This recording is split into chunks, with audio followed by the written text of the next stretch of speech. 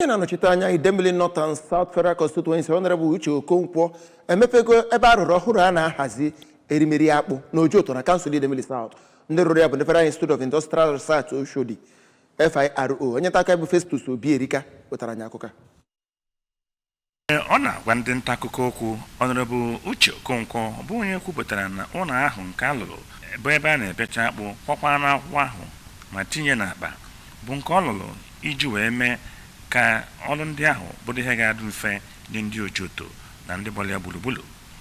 O kwukwazi na ọ ga-eme ka ọrụ dị n'ebe ahụ ma mee ka ụkọ nri dị n'ala anyị bụrụ ihe ga-abụ mgbe ochie. Ọ gakwazi n'iru kwuo sị na nke a ga-emekwasị ka ndị Ojoto bụrụ ndị na-akọpụta akpụ nyafụ.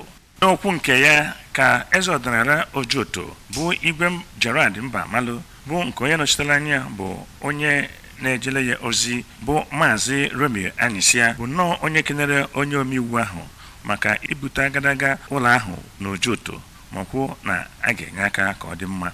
N'ikwupụtazi obi ụtọ fa ka ụfọdụ ndị Ojoto ndị gụnyere osote onye isi oche ụmụ itorobịa bụ Maazị Chiedozie Mmụọghalụ, Honorable Augustine Egbuna ya nakwazi Maazị Akachukwu Okonkwo na Nwada Stella Ekumeku bụ ndị si na onyinye ahụ bụ nnọọ nke ga-eme ka ha chigha kọpụtaba ọrụ ugbo nyafụ ma mekwazie ka nri na-akọ n'obodo bụrụzie nke ga-adịba n'obodo ndị ọzọ site n'Ojoto.